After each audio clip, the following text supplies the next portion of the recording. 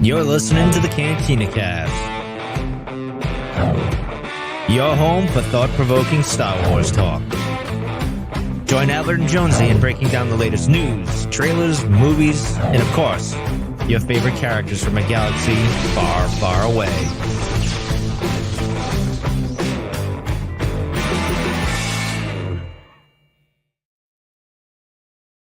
Hello, everyone, and welcome to the Cantina Cast. My name is Albert Padilla, and this is episode 429, our Shadow of the Sith breakdown, the long-anticipated novel. Well, I wouldn't say that it was long-anticipated, but it was certainly a novel that I was looking forward to personally, with not a lot of expectations in terms of, where this thing was even going to go. I hadn't even heard of Adam Christopher, to be honest. So what a pleasant surprise. It's going to be a lot of fun to talk about this and really kind of get into... I think what we're going to do is try to approach this at a pretty high level, kind of talk about some of the basic themes, get into some of the characters, and then save some of the additional content, some of the deeper dive content for future episodes, because there's quite a bit to pick apart here, and I mean that in an all positive way. And speaking of positivity, let me bring on our fellow co-host, and what's the shirt you got on there tonight? What is that? St. Arnold's Brewing Company. Oh, okay. It looked like a Nintendo shirt. So it is. Right. It's an 8-bit version of it. Yeah. All right. So St. Arnold is a patron saint of brewing. Exactly. Actually, I was going to make a comment on your shirt. You've got a Sporting a Bad Batch shirt going on tonight. I do. You want to know where I got this shirt at? Where? Little fancy boutique called Five Below. Oh, really? So I paid $5 for this shirt at Five Below. Yeah, they had this one and they had like a couple other ones, and I thought, well, $5, why the hell not? You know what I mean? I love Five Below. Yeah, I mean the back's missing, but as long as I face the camera, you can't really tell. So it's got a hole in the back. Yeah, it's got a big hole in the back, and it's totally fine. Done. But for the show, it's great. How are you doing tonight? Doing pretty well, man. Doing pretty well. Looking forward to talking about this, following up from our interview with Adam Christopher, the author of Shadow of the Sith. So yes, fantastic opportunity to talk with him. Well, why don't you plug that, since we're already you brought it up? Oh, sure, yeah. So we had the luxury of meeting with Adam and having him join the show on this past Friday, and you can find that video if you're a Patreon member. We put the uncut video out there on Patreon, so cantinacast.com/Patreon. But the show is out there for everyone effective this morning, Saturday morning. Patrons have had it since the weekend, so just perks for them. But we were able to go in and talk. Albert and I had a bunch of questions for him about maybe some of the approaches to the book, a little bit of a deeper dive on some of the characters as well. So hopefully a little bit different flavor than what, if you've listened to Adam Christopher interviews on other shows, a little bit different from what some of those have been, and get a little bit to know him. And then Albert had this amazing idea for a Force lightning round, which was insane fun, especially when you got the action figure throwdown. Yeah. Oh, and also the shameless, like who spoke, was it Anakin or Darth Vader in part 6 of Obi-Wan Kenobi, and then what was the other one we always worry about? I don't know. Creepiest character, either Maz or that was, everybody was wrong on that one. You guys were both wrong. And if you want to hear Albert tell our guest how wrong he is, go check out episode 428. Yeah. He was such a good sport, about it too. Playing that Force lightning round, because it's really just like 20 questions really quickly answered, and we kind of broke away and elaborated on just a few of them. But he was such a good sport, and even though I was kind of ribbing him about some of his choices there, like Mace Windu. Come on, who is that guy? Nobody knows who that guy is. But it was great, great fun. Go ahead and check that. Listen to the audio, or if you're a Patreon member, you can watch the video. I think it's funnier watching the video because you can actually see how much Adam was enjoying himself too. He was just laughing and cracking up, and that was always good. So it was so much fun. I can't wait. Huge thanks for him. Yeah, huge thanks to him for making time for us. I mean, he's a whole 6 hours ahead of us, so making it work was really cool. And not to spoil it or anything, but I'm accumulating people in my camp on a couple things. So I'm winning the battle. We need to have I don't know, see if you can put something together on the website where we can have these running battles and keep score. I'm fine if I'm losing. I think it'd be fun. Consider it done. But yeah, no, it's a great interview. That 20 question lightning round thing. I know he's been doing a lot of interviews with a lot of different shows, but I guarantee you no one's done that yet, and that really kind of sets us apart. So it's a lot of fun. Go listen to it and check it out. All right, let's get into a couple of things with news. First off, pour one out for the homies. It looks like Star Wars Hunters has been delayed again. And not only has it been delayed again, but now it's been delayed until 2023. But is this really a surprise? I mean, I guess not, but I mean, the feedback on the beta or the alpha, whatever it was pretty rough. I played it over at Celebration, right? And it was fine. I thought understand. thought you had criticisms of it. No. Oh, somebody else I was talking to played it though, and they were pretty critical of it. I'm trying to remember where that was though. The only criticism I had was the demos that they had available were all on mobile phones, so you couldn't use a controller, and that was kind of wonky. But in terms of Switch, it wasn't like on a Switch where I didn't have a controller to play with. It was literally with the phone, touch and screen. And it's not what I do. I get there are people out there, and that's probably the way things are going, the way things have gone for a very long time now. But it was very awkward to play it with the phone for me personally. But that said, I mean, maybe it's hard. Maybe that's not fair. Maybe it's hard to gauge the gameplay because I'm playing on that, right? Had I had a Switch, I probably could have given you a better assessment of the gameplay. But I can tell you that the graphics and the sound, and it wasn't buggy, it wasn't locking up. There were a couple levels that you could play, so it wasn't like they had a very sterile environment that had been run through a bunch of Q&As so that there wouldn't be any mishaps there at Celebration. So I don't know. I thought it was fine. I get it, right? I mean, they canceled, or they didn't cancel it. They delayed it because of, quote, high expectations, which is usually code for hot mess. Yeah, hot mess, exactly. And the one thing that worries me is that how many Star Wars games have tried to come out on mobile devices that have been, quote, delayed because of high expectations. I mean, it's the same line they use, unfortunately, and I don't mean to throw shade on them, but I've seen this story so far many in the times, cycle, though, that it seems reasonable that this one will come out. Yeah. I mean, like you said, it was in a very finished state.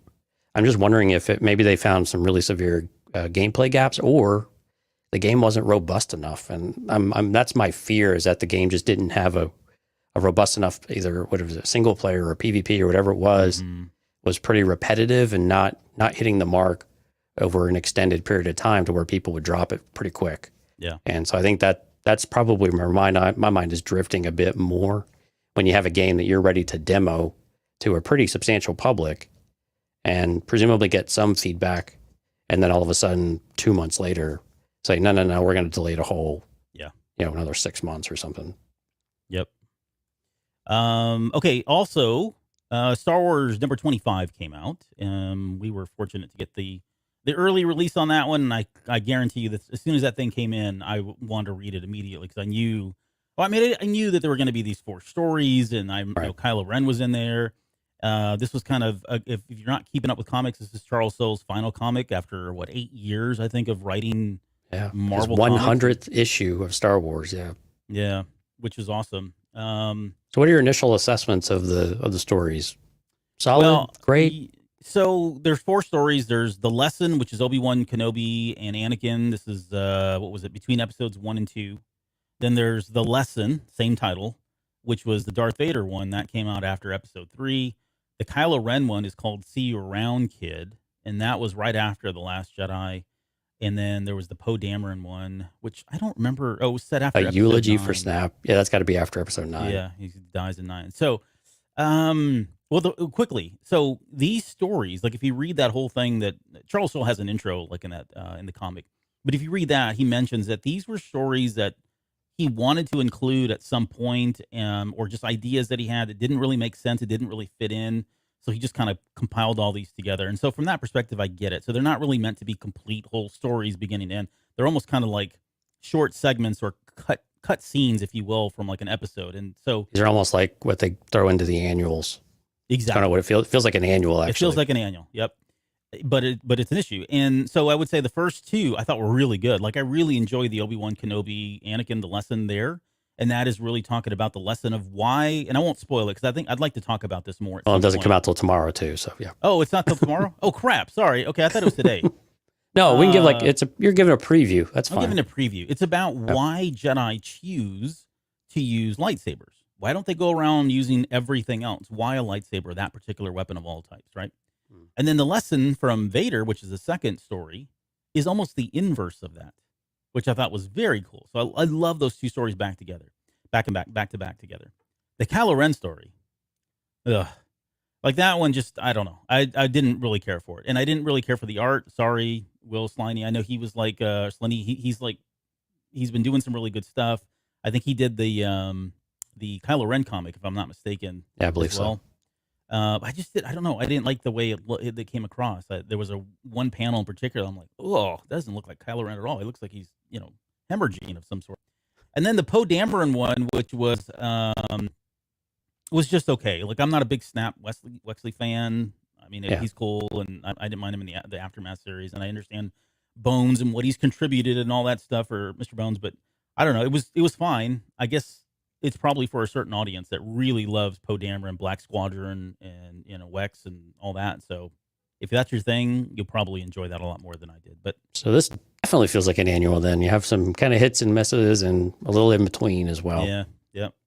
But overall, I mean, this guy has done some amazing stuff, and he's given some stuff. Yeah. Some of the things that we may talk about tonight from the comic books. And so, as a creative director, I'm super excited to see where. I mean, normally when somebody like this leaves, you're like, oh, that sucks, because you don't know what's going to happen to them. But I mean, he's so entrenched and so ingrained into the fabric of Star Wars these days that he is going to go on and do more things. And whether it be in Star Wars during this time period, later down the road, maybe it's more focused on High Republic, or maybe he just takes a more holistic, broader approach to Star Wars in general as his creative director that he is now. Or what is it? Is it creative director was his title? I believe so. Something like that. Something like that. Yeah. So he's going to have his hands in a lot of different things, and I think he's done really good work. I mean, I wouldn't put him up there with like the Dave Filoni's, or maybe I would, but he's a different style, and he's got a lot of stories and a lot of great ideas. Yeah, and speaking of comics, solicits for October are now starting to come out, which is when the High Republic gets started back up. Yeah. So some first looks kind of coming out. Still not a lot of covers or anything like that, but that cover, the cover to High Republic #1, that caught my eye. Yep. Because we see Jeddah in the background. We knew it was going to take place in Jeddah, but those statues that we saw in Rogue One, where you could see those big Jedi statues, those stone things or whatever that would fallen over. We get to see those upright. So we'll see the origin of where that all happened. I have a feeling we're getting a lot of really cool Easter eggs in the comic books for the High Republic. So I'm excited about those to see what we get. But yeah, so just around the corner. And for those interested, you can start your pre-orders and all of that. Okay. Right. Before we get in the show, quick shout out and thank you to all of our Patreon members. We have our now part of the tribe members, Mike, Kathy, Rob, Lauren, Dante, and of course, Risk. And then our top tier Delusions of Grandeur member, Rod. Thank you so much. If you're curious about what we offer on Patreon, encourage you to go over to cantinacast.com/Patreon. And you can see you can get early release, you can get exclusive releases, kind of like the video with Adam Christopher, and any of the extra content that we do. We started doing previews on the main feed for some of the character deep dives like Riva and some others that we've done. But so if those are things that are interesting you, I encourage you to go check it out. Once again, cantinacast.com/Patreon. Very cool. Okay, before we start though, I have one last breaking news item. Breaking news. I just happened to check my mail. I just happened to check my mail. And did you finally get it? Guess what finally came in the freaking mail? Look at your that. Second copy of Brotherhood. Oh, that was your second copy of Brotherhood. No. So I had this. Well, I won't go over into. I had this thing where I thought I had gotten the book in. It was on. What was it? The we were live. We did. Yeah. And I was like, wow, look at this, guys. And it was the Al Capone's. That was great, man. You're like, I'm gonna unbox it live on camera. Yeah, and it was Brotherhood, and I know I love Brotherhood. I like Mike Chen. Nothing against them. I just really thought it was going to be this book, and but no, thankfully it came in. It's beautiful. It's absolutely gorgeous. I know Jones has already shown this, but my goodness, I need to like display this forever somewhere. And it smells great. It smells like paint. So you want to be? It's wonderful. You want to be book buddies? We can be book buddies. Yeah. Buddies. So what number did you have? 30 something. Oh, so I beat you there. I got 204. 309. Yep. So no 66. One day I will get 66 as the number for my books, but no, not today. We can all hope to achieve such greatness. And Qui-Gon Jay's already chimed in, but if you're with us tonight and you've had a chance to read the book, please go ahead and throw I'd love to hear your comments as well. I'll throw his up right now. It says the book is absolutely fantastic, and listening to Adam Christopher review about an hour ago makes it even better. So thanks for already listening to the interview, and hopefully that's a good companion. And by the way, we are going to spoil just about everything in the book. Well, maybe not everything because we're not going to get into everything tonight, but we will be spoiling as much as we can. So if you've not had a chance to go back or read it or listen to the audiobook, hang up and come back later. Yeah, and not to oversell it, but Adam got into a lot of the details and some smaller niches and things too. So it's a great compliment to any review you've heard, whether you listen to ours, if you listen to somebody else's, or deep dives into it. It's always great to get the ideas of the creators themselves into it. Yeah, how the sausage is made, or the soup, or pizza. Soup. Sausage always sounds disgusting. It does. Okay, but it's delicious. It really is. All right, why don't you give us a rundown on the book real fast? Okay, I will do my best here because I don't know. He took him like 1,500 pages, and I got like 8 bullets here. Okay, so this was set 19 years. This is set 19 years after the events of Return of the Jedi. Uchi of Bestoon is recruited by Palpatine to find Rey. Lando overhears Uchi talking about this in a bar. He's bragging, he's drunk, and eventually he locks in on the word Sith, right? Because the Sith are involved, and that kind of sets off his spidey senses. And at that point, he decides that I'm gonna have to go reach out to Luke because they were also mentioned Exegol and that sort of thing. So Luke gets roped in that way, and then together they go out to try to find this family with the girl, which they never catch up with. And this ties back, Adam's said this on many interviews now about how was this story pitched, and they really said, look, this one line from The Rise of Skywalker about Luke and Lando going, searching for Uchi of Bestoon, blah, blah, blah. That was all they told him he had to, that's the only thing that he had to write about. No other kind of restrictions or barriers and that sort of thing. And I want to talk about that here in just a little bit when we talk about what worked for us. So along the way, there's an acolyte from the Beyond, or an acolyte of the Beyond named is it Kiza or Kaiza? What was it, the audiobook? Kaiza. And actually, Adam has said Kaiza, yeah. Okay, I'm going to have to change my notes because I have forever called her Kiza. I sent you a text with all the I know, but phonetic. You sent me a lot of other pics too that I don't like looking at, but no, I'm kidding. So the acolyte of Beyond named Kaiza, that's going to be weird trying to say that, is trying to find Exegol as well.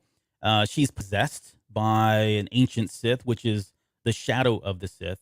Okay, for just to reference the book. Ancient evil. Ancient evil.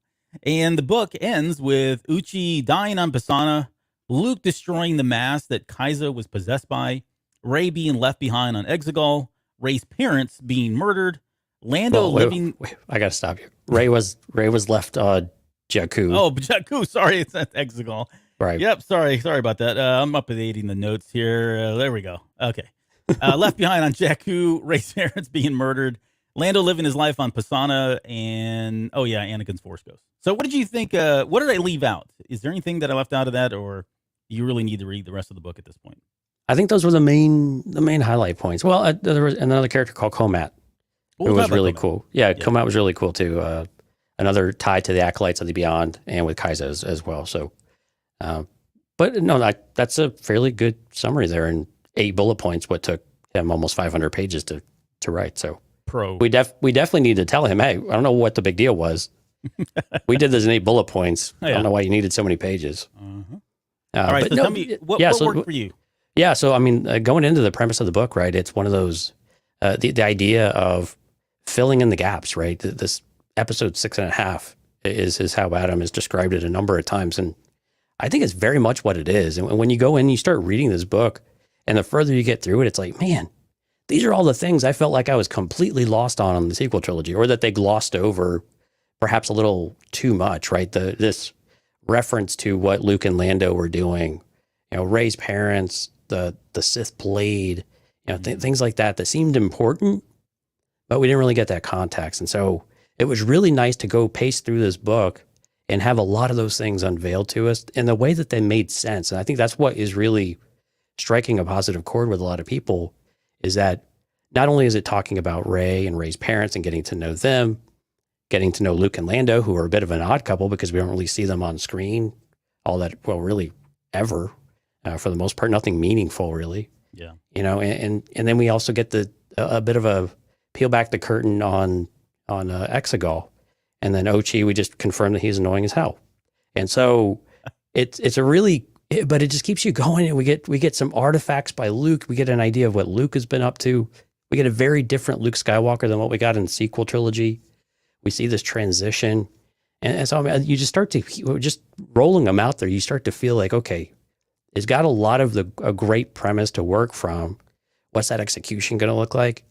And it's there. This book, while it's a thick book, it has a really good pace to it, which I really appreciated because this one really could get bogged down. And what I thought was really nice too is you get so many Easter eggs and little tidbits here and there that if you're you and me, you get a lot out of that. It enhances the material, but you won't get lost if you don't get it or if you completely goes over your head. Yeah. But it was really cool. I mean, Lor Santeca, about a little bit of Ben Solo. So, I mean, you get just a little bit of these things and you just get little things. And so when you go back and you rethink about the sequel trilogy in particular, it takes on a whole new spin, which is really, usually when you get this, when you get the novelization of the movie, but I think this book has been better than any novelization that we've had, I think, in years. Like for that actually complements the movies, where the novelizations have good parts, but I think this one really does complement those stories in a way that the novelizations, maybe couldn't or didn't. So what are your initial kind of impressions for you? Well, before I get into that, I want to touch on something you just said, because I actually had that in my show notes as well. So just full disclosure, I'm probably going to be jumping around. My notes, I'm just looking at them right now. They're a hot mess. So there's been a crazy week here. And so I may be throwing other things like, oh yeah, I really like that too. And I really like this too. So my list isn't going to be comprehensive out of the gate. Okay. Now that said, you mentioned that this was the best, I guess I'm going to call it a tie-in novel because it's what it feels like, right? Yeah, I agree. And I was picking up on that as well. Like when I think about, like, don't get me wrong, I loved Catalyst. I loved Rebel Rising. I'm trying to think of some of the other ones. What was some of the ones leading up to Force Awakens that came out? I'm drawing a blank right now, but the Disney era, and I want to say it probably is a Disney era. That's probably fair because we really weren't doing this when the movies were coming out. It's a little different. Back when before Disney, the movies had to come out first, and then you could write about some stories, but you couldn't write about most stories at all, right? Like Right. you had to really tippy toe around it. And for as much as we love the Legend series, when you go back and you look at them, I think there are some really good books out there that stand out on their own. The Thrawn trilogy the Thrawn books come to mind because this was a new character. He wasn't stepping into like some of these established characters like Luke, Leia, Han, Lando, etc. But it always felt like they were constrained in that regard. Then we get to the Disney era, and they were allowed to tell these stories that led up to the movies, but they were so like on the surface at times. They felt they didn't really feel like they fed into them all that much, except they had Yeah. some of the characters. Exactly. So now I'm going back to Legends again. So the other Legends books that I thought worked really well were the ones where they allowed them to explore some of the things that were being laid down in the movies themselves. And that's where this book feels like they could have probably wrote a book like this before the movies came out. I don't think it would have had as much, to be honest, because I think it would have spoiled way too much and it would have taken a lot of the luster from the movie, Right. from The Rise of Skywalker. But because they almost did the inverse of this, they went back to that kind of Legends formula. It allowed somebody like Christopher to go in and really he had a blank check in terms of what he wanted to write about. You know what I mean? He could pick up on pieces here and there and decide to dive into them. And in the interview that we talked about, he kind of goes into that process itself and was able to include all those Easter eggs that you mentioned and little tidbits here and there, things that he could hook in people that were familiar with it and didn't necessarily weigh in on the story too much if you didn't understand it. So in that regard, I just feel like I'm with you that this is one of the better tie-in books that we've had, but I really feel it's because they allowed him to go in and do that stuff without going in before the movie trying to do it. I think had he gone in before this movie, I don't think we would have got this book, and I don't think we would have gotten into some of the lore and some of the details and some of the material that he was trying to convey because of the restrictions that would have had to been put on place. I 100% agree. I mean, this book couldn't have be written before. And that's unfortunate because it really did help the sequel trilogy in general, and Force Awakens and Rise of Skywalker in particular, but it makes sense. I mean, and I do want to give credit where it's due. Disney and Lucasfilm and whoever gave him the green light on this really did give him pretty much free reign. Yeah. They didn't tell him no on a lot of things. I don't think they really told him no on much of anything. And anytime he thought he was pushing the bounds, it sounds like they were pretty okay with it, and they shaped a few things. But I mean, to have that flexibility and to not have to worry about the story you're telling, and you just let the story tell itself, things just kind of take on a natural progression. And I think it's a really important to give creative people that creative opportunity to do it. Sometimes that works out, sometimes it doesn't. But in this case, I think the way that he was going, he knew the story that needed to be fleshed out. And it helps that they had kind of this pre-pocket with Luke and Lando, and we just kind of figure out what happened in between. And well, of course these other things happen. Of course that happens. And of course this makes sense. And some of it, he makes it sound so natural is the part that's frustrating, because it's like, I know that wasn't the case. You probably spent weeks and weeks and weeks writing this book, but yeah.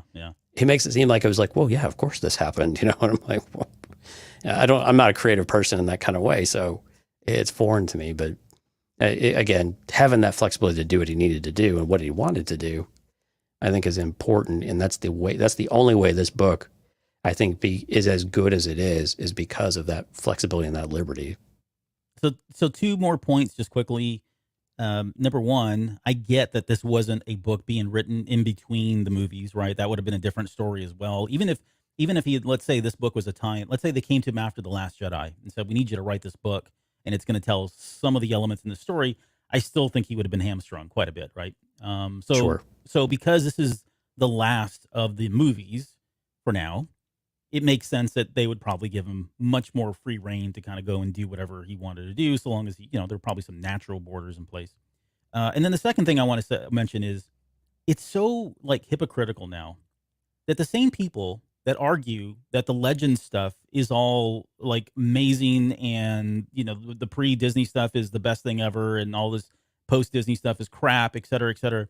They're the same people that will not acknowledge that this book is doing exactly what the Legends books. The way they are now looking at this book is, well, this is Disney retconning everything. This is Disney making up for whatever you had a problem with in the Rise of Skywalker or the fixing things. Fixing things. Fixing Exactly. plot holes, I think, is the main one I get to see. And I'm like, you dummies. This is exactly what the Legends books did. The movies came out. They found something in there, and they went and wrote a story about it. And yes, sometimes they would freaking retcon. Sometimes they would expand upon it or quote fix things. But because it's Disney, they've got a really big problem. So now that I got that off my chest, you feel better. I do feel better. Honestly, I do. But so that's all kind of hypocritical. Okay, let me get to the stuff I like, because this is at least 30 minutes. All right. So first off, the pacing. I enjoyed the pacing quite a bit. It felt like it was moving pretty rapid, especially, my goodness, that first 20 chapters or so is just rapid succession of story, character introductions, and then tons and tons and tons of Easter eggs. And I want to talk about the Easter eggs in a little bit, because I really enjoy that stuff, especially as somebody who did an entire podcast on I was about to Ready Player say, One. there's going to be the basement style Star Wars. Oh, you could easily, I was thinking about that. We could do a whole series on just this book and go the same way, chapter by chapter, pull every Easter egg out, and then just as if we needed more Patreon ideas. We could easily do it, but I really enjoyed the number, and Beaumont Kin of all people, right? A character that was slapped in there at the very end, a lot of controversy around him, and then he finds a way to work him in here that makes sense. And I think that's the one thing about the Easter eggs is that all of these, like he said, and like you just said, sorry, but they all do kind of make sense, and they're there. And if you see them, cool. And if you don't, move on. And you probably are moving on, because some of these are so deep, pretty deep cuts. Yeah. Which is cool. I enjoy that. I actually really, really do enjoy that. But the pacing I thought was really great. I love the fact that it has smaller chapters. He tended to keep people and little stories together for 3-4 chapters, maybe at the time, probably no more than that, which is good. Sometimes when it's 5, 6, 7 chapters long, and depending on what's going on, that can feel man, I really want to get back to the other thread, right? And this one felt like it was going on. Now, we'll come back to the criticism here a little bit, because I do have a little bit of criticism with it, but I really enjoyed the pacing overall. I enjoyed how he writes. Again, I had no idea who Adam Christopher was prior to this. I know now that he had done some Stranger Things. I kind of want to go back and read that, because I'm really into the Stranger Things stuff. But I enjoyed his writing style, and I felt like he did a really good job with Lando. Of all the characters, I thought he connected with Lando the most. If you saw him for 2 weeks after Celebration, he was only wearing that Lando Calrissian shirt, that red one that you can get at Disney at Trader's Outpost or whatever it is over there at I don't know what I'm talking about. You know what I'm talking about. That Disney store, that Disney park thing. Anyways, he was wearing that shirt. He's a huge Lando fan, so I really feel like he was able to kind of channel the spirit of that character, and more importantly, where Lando is in his life at this point too, because we were getting shades of the Donald Glover Lando. We were getting shades of some of the stuff that we'd seen in Last Shot, certainly from the movies. But then I think he captured a more I wouldn't say maybe grounded, more mature, having gone to a pretty big life experience with losing his daughter. I think he wrote that really well. And we'll get to that when we get to Lando here in just a little bit. Okay, page 2. I enjoyed the pulpiness of the book. Like, it felt Star Wars, but it felt like more old school. And I know he's credited the 78 comic strips, but it felt like pulpy Marvel, Sith blood, like, say knives with blood, and there was ghosts, and I mean, it just felt like it was really out there in terms of like Star Wars, and we haven't had that, in my opinion, in quite some time. So I enjoyed that quite a bit. And then finally, I guess they're just the themes of like, and we'll get into these too, because I want to talk about like the themes of like rebirth and rediscovery. We talked to him about free will versus destiny, which I think is it runs forever in Star Wars. But the showcase of family as well, yeah. Well, and that was going to end with that one. The family aspect of it is what I really, really enjoyed the most. Like, I was dying to read the next chapter with Dathan and Miramir and Rey. And for me, just like, there was a time when I was like on a hill dying by myself. I felt like I was by myself, dying, saying that Rey's parents wouldn't have done that to her, that she wouldn't have so much conviction in her that her parents were going to come back. She says that they'll be back. They'll be back. Like, she's got so much confidence in her that she was either crazy, which I refuse to believe, or there was something there, that her parents really are good people, and they were, and that and I don't know, there was just something about the way she portrayed that character, the way she delivered those lines, that led me to think that there's no way these people, and I struggled with this throughout The Last Jedi. I remember we did shows on this, especially when we get into the filthy junk traders comment, and I kept saying, no, I'm sorry, I refuse to believe it. And I get Adam's approach. It was, I mean, I didn't influence in any way, but it sounds like for him, I mean, because he could have wrote this either way, right? He read a lot of your fan fiction getting ready for this novel. Exactly what he did. That's a true story. We had to cut that part out. But I just absolutely love the fact that the family was a family, and that they showed more love for her and a lot. And of course, we'll talk about the decisions they made at the very end, which were, maybe not the most favorable and certainly weren't easy decisions. But I don't think anybody comes out of this book thinking that Rey didn't love her parents and her parents didn't love her, and that Kylo Ren just was kind of a big B for saying those things to manipulate her in the way that he did. So let's just end the show there. I'm fine with it at this point, because I've said everything I had to say. And no, okay. Well, let's get into why don't we start there? Yeah, why don't we start with those?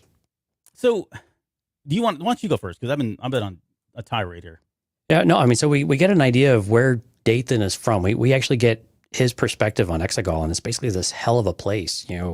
He grew up in this environment, and with the acolytes and with the all of the Sith. I don't know what you want to call them. All the people who are crazies out there, and to know that you're this genetic creation of the Emperor, and you are uniquely special, which we find out on a body scan of him. There is something oddly unique about him. He's not been accelerated on the aging aspect, but he's also, there does seem to be something unique about him, which is a little ironic that they just kind of dispose of him at the end. But, but we get that aspect of him always running from something and not really feeling very special at all. And then you have Miramir, his wife, who gave up everything to be with Dathan, and who's a technological whiz. She's exceptionally smart, very kind, loving. And one of the aspects that was really important that Adam shared with us was that it was important for these characters to be very complementary. With a history like Dathan, it was vital for them to have a no secrets type of relationship, which I think worked exceptionally well. And really, I think when he said that, it was the key that I couldn't quite unlock that really said that why did this relationship work so well? And it's just that they had to keep adjusting and checking one another in different ways, right? And so, but the love that they had for Rey, everything they were doing was for her to try to keep moving. All the sacrifices they had made. I mean, they had nothing, right? And when we meet them, they're coming off of Jakku. So while they're not from there, I think he created the world of, what was it, Hypercarn or something like that for Miramir? Yeah. Mm-hmm. Yeah.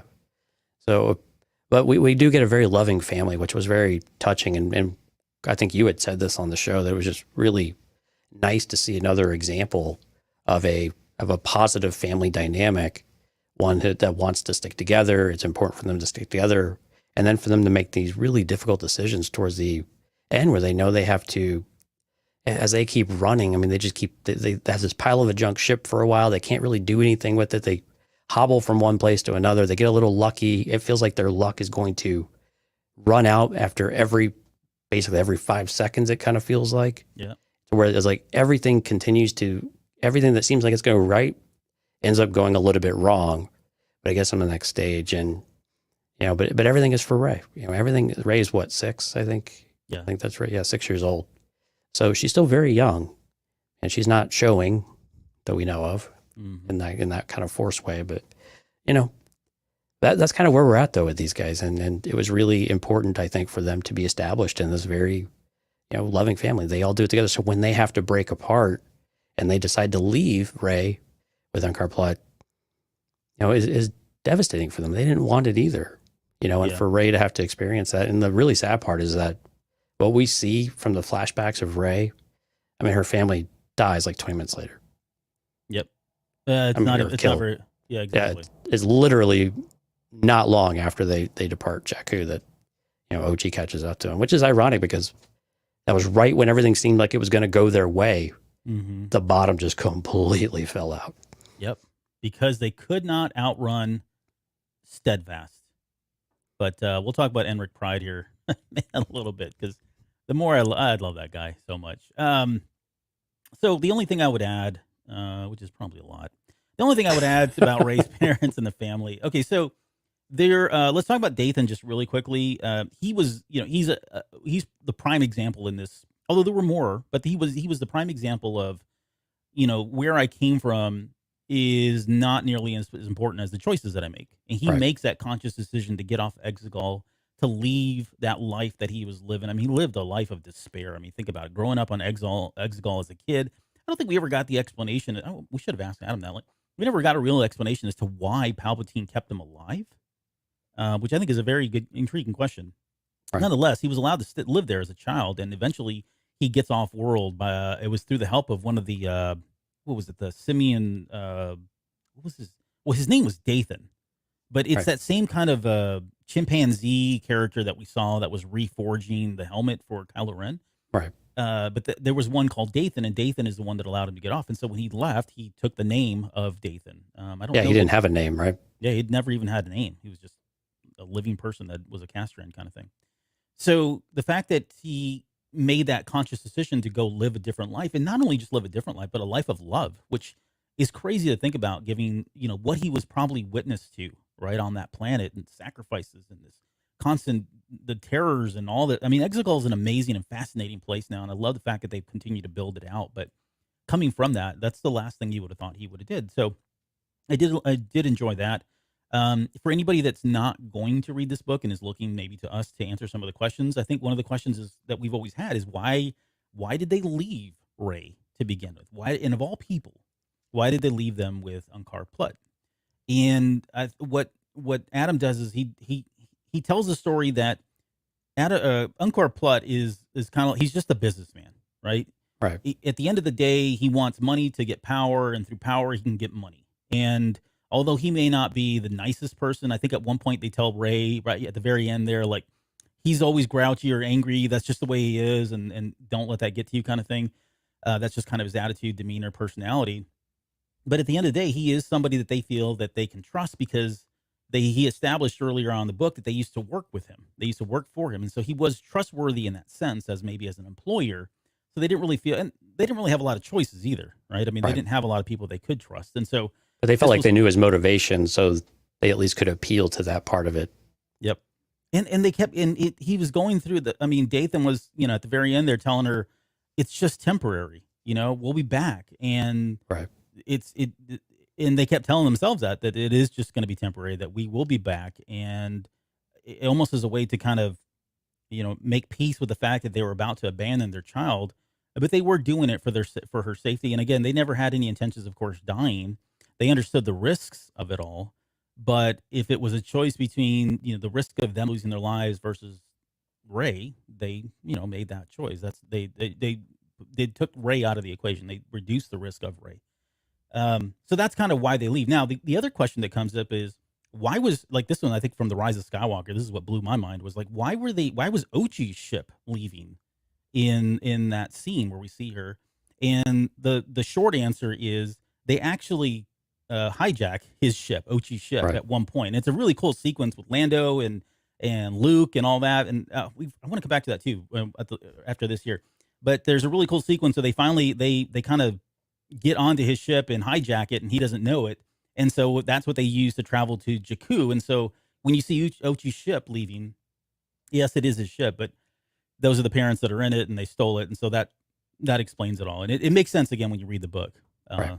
But here, so the one thing about the book too that I enjoyed, because we didn't really talk about the criticisms. Maybe we should, but the book did a good job, I thought,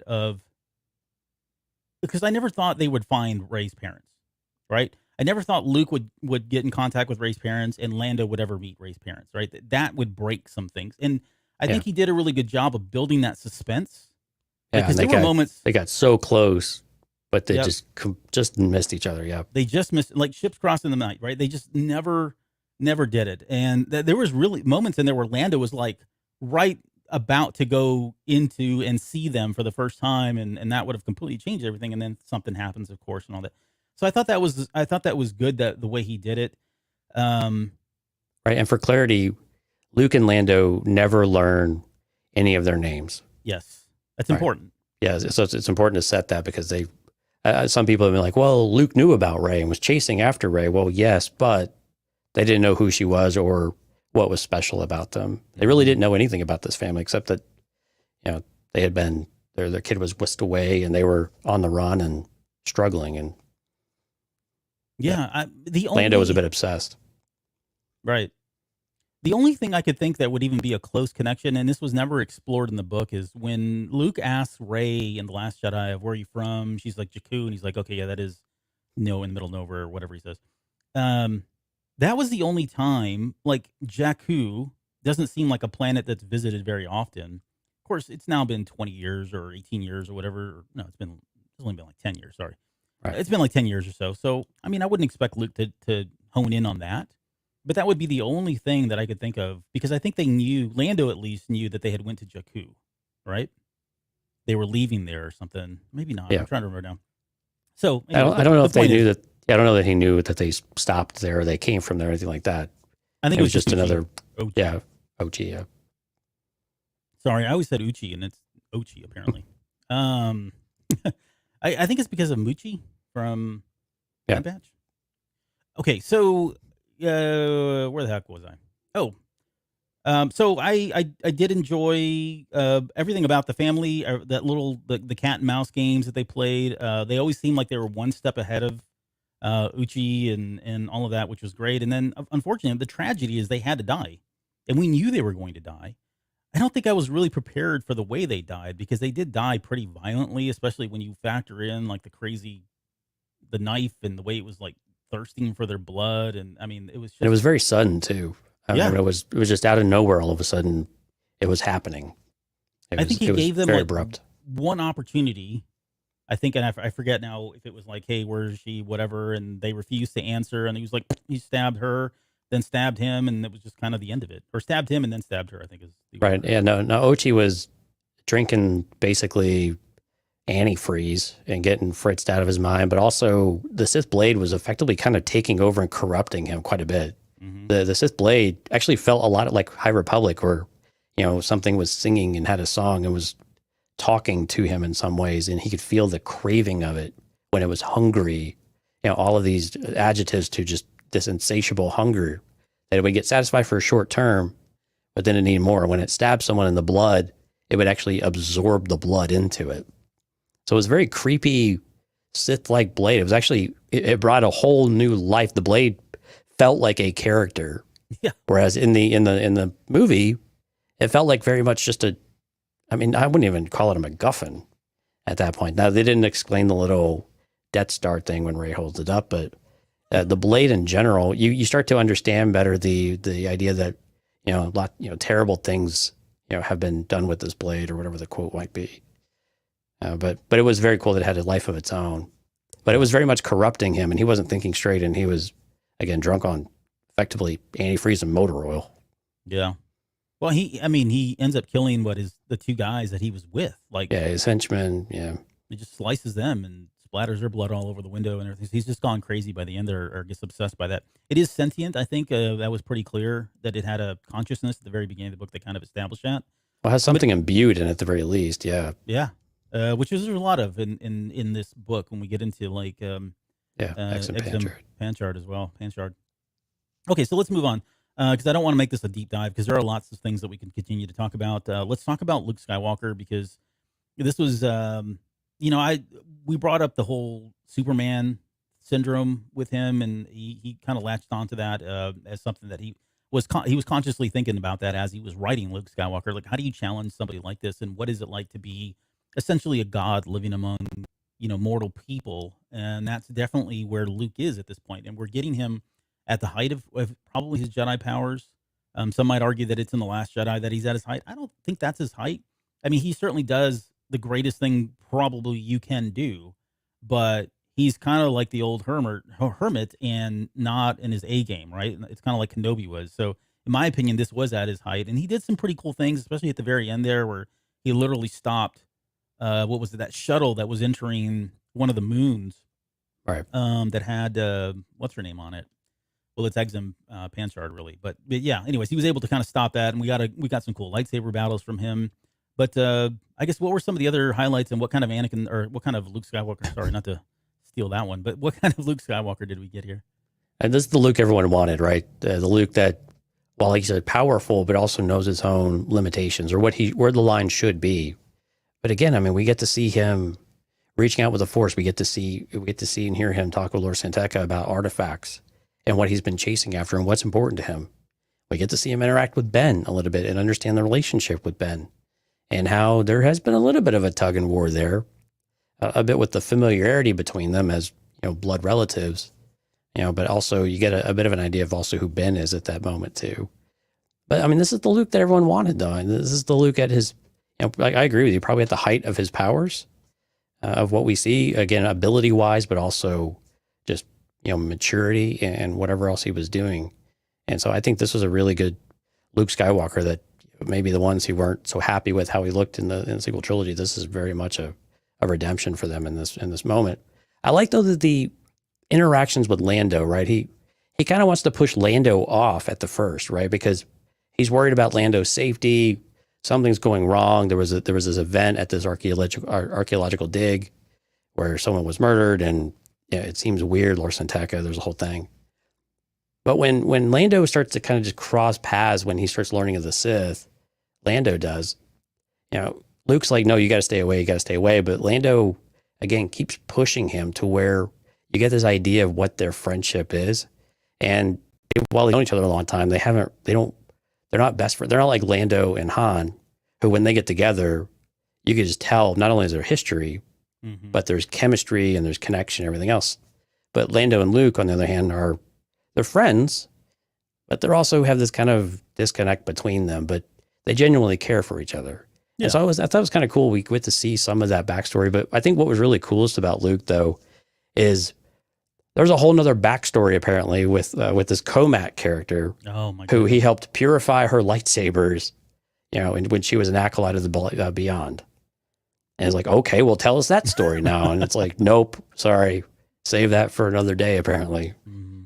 But again, it was just really cool to be able to, again, the Luke Skywalker that people maybe felt like was shorted to them in the movies definitely exists in this time frame. And there's a lot of things he does beyond building a temple, but he's also come across these acolytes of the beyond. He's been doing other things. He's encountering darkness and he's chasing it. And so he is very much the character that people love and wanted to see. And then, of course, I know I'm kind of skirting around the whole vision that he had, because I know you're chomping at the bit there to talk about him and his dear old dad. Yeah, well, this is the one thing that when I saw Adam at Celebration and the book had not come out yet, I went up to him. I said, there were two things that I really love that you've done with this book. And I went on and on about the family first and foremost. But then I said, the second thing is you've probably given people what they've always thought about ever since Return of the Jedi. And that is, what is that encounter? What is the relationship between Anakin Skywalker and Luke Skywalker look like? What does that father-son relationship look like? What would they say to each other? Right. And although we didn't get it in spades in terms of like, they didn't have the, It was brief. chapters, Yeah. it was very brief. But the fact that we know now that Luke and Anakin have spoken, and that of all things, Anakin came to save Luke, right? He was in the midst of this. I don't want to spoil too much of it, but he was kind of having these force visions and things weren't really going well. And Anakin went into that force vision area, like he was able to kind of traverse that kind of space, pull Luke out of it so that, no harm would come to him, and then reappear to him as a force ghost in the real world. Was just really cool. And then them having this kind of like quick exchange as father and son. And it's just something that you'd always thought about, you always wondered about, and we got to at least have that. And I think for a lot of people that was kind of like just, it was really cool. So I did enjoy that. I want to just talk about, I guess, where Luke's journey is too. Like the fact that if you look at the cover, and you can kind of see Luke there, if you're watching the live stream here, but this is very much just styled after what we see him in The Last Jedi, as when he comes and returns to Kylo Ren, he returns as what we see him now. So this is, if you imagine that look while you're reading this book, it's about that same time frame.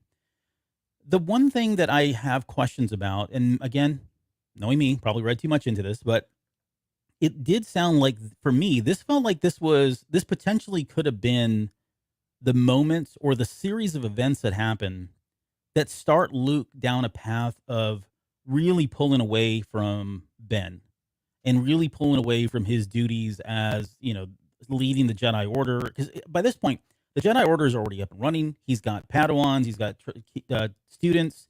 At one point in the book, he tells Ben to kind of go run the lesson, right? So he's kind of putting a lot of power and responsibility on him. And I don't know that this kid's ready for it, to be honest. Right. So, and I think that's part of the tension there. But because of the events that happened here, and because Luke was now realizing that, okay, there are some really, I think he knew that there were some pretty powerful artifacts out there, but I don't know that this wasn't the first time that he comes across several Sith artifacts, whether it be the blade or, more importantly, the mask of Exar Pancham, that he felt like, okay, these things are out there, and I've got to dedicate more time of going around with Lord Santeca, and we've really got to get a grasp on these things and get them under rein. And if these events weren't what led to that disconnect and the separation of Luke, it almost feels like Luke abandoned Ben, and Ben already feeling like he'd been abandoned by his mom and his dad, and now his master is abandoning him. My gut tells me that not very shortly after that is when Luke has the vision of, or starts having the visions of all that. There's a Snoke influence or the Emperor Palpatine influence on all this as well. We don't know how that plays into it.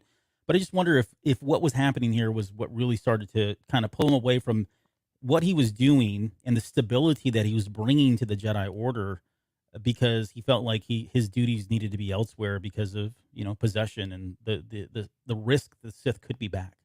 Right. And I think while the events that we see in the flashbacks in the sequel trilogy are probably several years away, I completely agree with you. I think this is the building blocks. We see Luke leave numerous times and be gone for a while, and then refuse to really give answers of sorts, because he can't. Ben is a Padawan. He's still too young to understand some things. The really dangerous artifacts you've got secured away. So there's only so much you can tell. And again, you start to feel Luke's isolationism. Lord Santeca and him have a bit of a relationship in that regard, that they can share some of that. But I have a feeling that that's about it. Luke doesn't really have anybody else to really speak with about it. And so the isolation, you really do feel that from Luke, that there isn't many people around him that comprehend the position he's in, the responsibility that he has, the extra responsibility that he still feels. He knows that he should be have less familiarity with Ben as far as teacher and student, but has a hard time getting, kind of moving past some of that, but also relies on Ben in a lot of ways. So I agree with you. I think this could be the maybe the early hints of where Ben starts to get a bit of, what's the word? I don't know, a resentment, I guess, of, well, why are you always leaving? And you're making me take care of the kids. This is your job. You're the master. I'm a Padawan. I'm not even a Jedi Knight. Mm-hmm. I mean, you can see where those things could snowball really quickly over the next several years. And I agree with you. I think this could be at least one moment where we see those types of things, and doesn't take very long to get past all of that and see where it can lead. Yeah. Now, distracted is what I would call Luke, right? He seems very distracted now by all of these artifacts and the Sith and again, that goes back to just him, I think. Yeah. Some of it's like, I mean, what do you expect from him at the same time, right? Right. Like, how can one person try to do all of these things when he is the only person? Yep. At least the only person that he knows of. We don't know if he's met Ahsoka. Doesn't sound like it. Well, maybe, I don't know. We don't have any kind of information about. He's met her. Well, he's met her now, but but she's not referenced at all in this book. No. Yeah. So and just quickly, that Anakin Force vision, I don't know if he caught it, but there's a moment in there where he sees Sebastian Shaw, like the older Anakin Skywalker, because he's kind of like going back and forth. Right. And I saw another interview with Adam Christopher where he said that he put that in there because growing up, and he's about our age, growing up, that was his Luke Skywalker, right? He vividly remembers Sebastian Shaw before he was pulled out and they reinserted Hayden Christensen back into that scene. And so he wanted to pay tribute to Sebastian Shaw. So he wrote that in there, that there was a moment where you could see the older Anakins just as a tribute to him. So very cool. I like that. Yeah, I did like that. Okay. So let's talk about Lando. Why don't you kind of start us off here and kind of give us the sense of where Lando is, because he's in a very different place than when we last saw him, which I thought was either going to be Last Shot or the video game, and I don't know which one it is, but it's a different kind of Lando altogether at the very start. Well, and either way, it's been several years, I think, from that moment. Yeah, Lando, that luster has been taken off of Lando.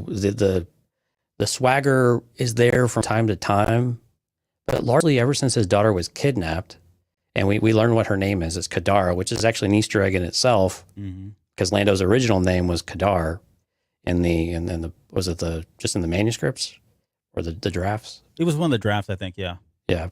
So that was kind of a cool Easter egg, but he's just not been able to find her, and he has a lot of guilt. He just carries it with him all the time. And we see this. So he's been hunting and hunting, and the trail goes cold, and he just feels a bit like a loser. And so he's just kind of drifting at this point until he gets a tip, kind of right place at the right time. And here's some of Ochi's, henchmen, talking a little too loud at a bar, but then we start to see him get energized with this quest, right? And again, it's anything I think some of it is forcing himself to get energized about anything, but he borders on obsession though too, of, I couldn't help my daughter, so I hear this family, no, we have to help this family, we have to do it. Yeah. Anything to alleviate that guilt that he has. And also in that maybe fool's hope that some amount of information will come out of that, and he'll get lucky and he'll pick up that scent again, and that something else will happen. Now, what we end up learning is after he goes through all of this event, I mean, he's still kind of broken by the end of it, but he starts to have a new take on it with some kind of rehabilitation time with Comat on this really cool planet. But something that he finally heals the mind and the soul as much as resting and getting that physical wellness back. Yeah. But again, a very different Lando that really, he hears it pops up a thing about the Calrissian Chronicles, and he's like, I don't even know who this guy is anymore. Yeah. I mean, he just the almost disdain he has for the braggart that he was at times. He's like, it's just, what does it matter? So you kind of feel bad for him. Yeah, he's in a weird place when this book starts. So it's been about what, 6 years, I think, that he's been looking for his daughter. He's come up cold in every way, and Luke has helped him out before. We don't know who all has helped him, but it sounded like it was kind of a group effort. So I'm assuming, Han probably had a hand in it. He probably did whatever he could. other people, other friends, and that he had made through the rebellion have probably gone in and helped him out. And everywhere they went, everything turned up kind of cold. And it's one of these like, okay, so after 6 years, do you continue to do this even though there's probably no chance? It's like you hear these real world life stories where families have a child that goes missing, and some families kind of, and I hate to say this, and I don't mean this in an insensitive way, but they kind of just throw in the towel, like, we've been doing this for 10 years, and we just have to accept that, we're probably never going to find her, and we've got to move on with our life, right? This can't be. You need some sort of closure, Yes. even if you don't get it. You have to kind of create it. Yeah. And again, no disrespect. There are people that never throw in that towel, right? They have never given up. They've always kept hope and continue to search even to this day. And some of them unfortunately never find that. But for him, he did. I mean, 6 years is a pretty good run. I mean, you think about it. I mean, he was probably obsessed with that. And at the beginning of this book, hearing that, it's like you said, he becomes obsessed with trying to help this family because there is a daughter involved, and it's almost like it redefines him. It's almost like his new mission. It kind of gives him that spark, and it's what eventually carries him into Pisana, which I want to get into in a little bit, because that was kind of one of those one of those questions that I never really was able to kind of answer or rationalize to myself, is why was he on Pisana of all places when we get to Right. the Rise of Skywalker? But it makes sense. But he's back to his old ways, very similar to like Leia going back and doing her thing when things weren't going very well with Han. Han, we know, went back and got into, smuggling and some, maybe not as deep or hardcore as it used to be, but that he went back to old habits, things that he was very comfortable with, things that he was very much in control of. And that's what we see Lando doing here. He's back to gambling and, kind of going around different ports and stuff. I mean, nothing heavy, but it's all he's got left, right? And so this was really a great spark for him to kind of get motivated again. It was almost like a second chance for him of sorts to really get back. But it still tore at him, though. It still tore at him, because anytime that there was a disappointment or something, you could just feel, it felt like the bottom was right there, ready to fall out for him as well. Anytime he ran into another dead end or something wasn't working out, you could just feel that despair creep in really, really quickly for him. So it was always right there on the surface. Yeah. Yeah, for sure. And the way, I did enjoy the Cal Wrestling Chronicles reference at the very, I mean, that's kind of how the book, it literally ends on him starting the next chapter of the Cal Wrestling Chronicles, which something like he hadn't done in a while. And for me, that tells me, we talked about earlier about the themes of rebirth and regrowth. And that certainly was kind of with Lando. I mean, maybe on a smaller scale, but this was a rebirth of sorts, right? He was rejuvenated, revigorated to go out and, try to help his family again. But the way it ends is he goes to Pisana because, one, he ends up chasing Ochi there for, what was it? There was the beads, and it kind of, I don't want to get into the whole story because there were some beads, but there was a natural, I mean, it all made sense for him as to why he would go there, but he decides to stay there because he's never really searched that sector of the galaxy. And that allowed him, since he was already there because of their, them staying and chasing Uchi, and they never found his body, right? So they never. Right. I mean, we know Uchi ended up going into like the sand pit or whatever it was, and got eaten by the snake or bit by whatever happened to him. Who cares? That guy's annoying. We're going to talk about him in just a minute. But he was there because he was on the trail of him and decided to stay there for that. But then also, again, he was like, okay, well, when I'm not doing that, maybe I'll look for my daughter again, right? And hopefully in a healthy way. But and then it feels like the third part of that is later on. Now, I don't want to bring Jana into this because we see her at the end of Rise of Skywalker, but from your thoughts, now that you've had this and you've had the Rise of Skywalker, the odds of Jana being his daughter, number one, is what I want your take on. And then two, what does that new story look like? Because eventually someone's going to tell that story. That wouldn't, as much as I didn't, I don't want to say I didn't care for the Rise of Skywalker.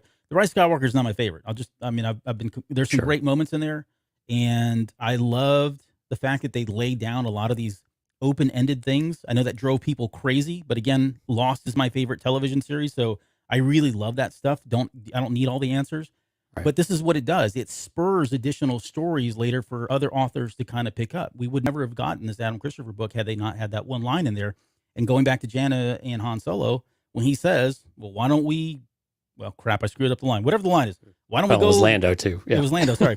Why why don't we go whatever Let's go find out. That's what it was. Thank you. So, for what do you think? Is that going to be? I mean, that story's going to be told, but I guess how does this change what you suspect or theorize that would be? Well, I mean, likelihood that she's his daughter seems 90, 95, 98% now. Of all, really? I mean, as crazy as that kind of seems, it just seems like there's a, I mean, when's the story going to be told, or is it going to be told? I guess at some point. It doesn't seem like there's a rush to tell stories after Rise of Skywalker, though, to be honest with you. So I don't expect to get anything of that really anytime soon. And quite honestly, I don't know how interesting that might be for me, but I'm sure for some people it might be really interesting, depending on where it goes. But yeah, I'm just kind of under the opinion that it's probably Jana, and they're going to go back and try to research all the things of where she's been and how where she's been for the last 15, 20 years. If you think it's Jana, cool. I've always. I was going to take it for what's in front of me, because that if I don't do that, it requires a lot of thinking. I was kind of on board with that. I think this book changed my mind, though. I think this book made me think that, or believe now, that that's not his daughter. However, I do wonder if there's a connection, and not to connect all the dots, but I think it would be cool that through the exploration of Jana and where she's been, I don't know, and I haven't put a lot of thought into this, honestly, but if there's some kind of connection where there were other refugees, I mean, we know she was growing up with other people. Maybe one of those people was his daughter, and she actually happened to know her, or there were groups of these refugees that were kind of coming together, and oh yeah, she was a part of this group, and right there's something that leads, because of Jana. Now he eventually finds his daughter. I think he's going to find his daughter. Sure. I don't think that it's Jana per se, but I think she's going to be critical to that if and when it does happen. Now, as far as it being exciting, I mean, I don't know. Look what Adam Christopher did with that one line from The Rise of Skywalker. I mean, he turned it into an entire novel. So, get him on that book. Maybe he can make that interesting. So as far as anything else about Lando, I think we've answered the question about Pisana. Oh wait, I want to go to Rob, because he says I'm a little confused. Let me pull this up. I'm a little confused as far as the timeline for Lando having a daughter. No mention in Aftermath or Last Shot, and I am with you there. I think it was really just a matter of timing. Again, the writers wrote what they wanted to in all three of the movies, and they laid down a lot of stuff. And I don't know that there was a whole lot of regard with, I mean, they just kind of gave them free reign to do whatever the heck they wanted and tell the stories that they wanted and put in these things. And so, does it line up? No, you're right. It probably doesn't line up, because you would think there would be a mention of that in one of those, but it is, it is canon now. I would say it is what it is, but I hate that. It is canon, at least, and so they're trying to make the best of it here. I think the only other thing is we did get a Shriv cameo, so that was cool. For the people who were really into, what was that? Was that Fallen Order, or was that Battlefront? That was, Battlefront 2. Yeah, Shriv. That made sense to me. Again, another Easter egg kind of thing, because he's from a video game, but absolutely made total sense that he would do that, because he is a contact within the Resistance, and they had an experience, and they had to, they drew blood together and shed blood together. So yeah, all that makes complete sense. And my God, that character is so well written. I wish they would do more with him.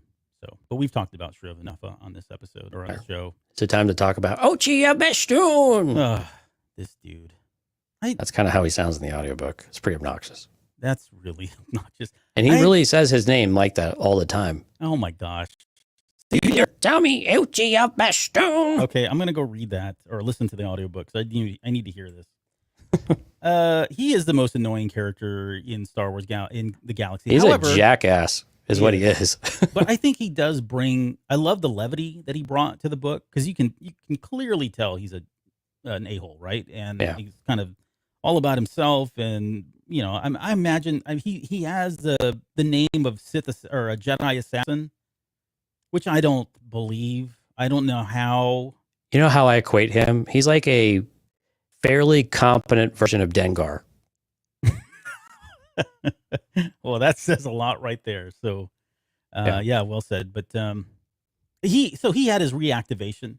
Like, it feels like, again, he's the character that in this book at the very beginning, he's kind of, I wouldn't say down and out, but I mean, he's past his prime, right? He's no longer, he was a Jedi assassin or Jedi killer or whatever his title was back during the Clone Wars, which we never saw.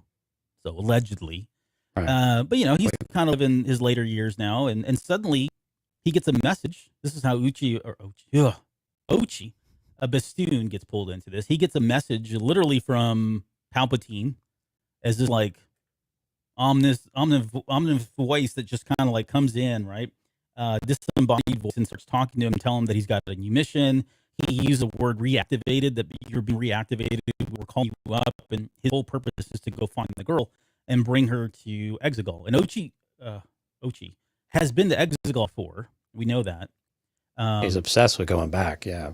Well, and they all are, which I think is fascinating about Exegol. Because we probably could have put Exegol in here as a character to talk about, because there's so much that goes with the rebirth aspect of all of this. And everybody wants to get back to Exegol because they all want to be reborn. And apparently that is where you can be reborn. So Ben Solo's coming back. But he's been reactivated by the Emperor. He's given him purpose again. So why don't you talk about his, you know, the other things too, like the dagger, his ship, the Bestoon Legacy. The Bestoon Legacy. Yeah, and I know what's on everyone's mind is Bestoon a place or what is it? And we have no idea. Oh, really? No one does. I didn't know what that was. Yeah, well, yeah, in the book they kind of make fun of it, like, is that a place? We don't know where this is, and they give him a hard time about it, but he never answers the question.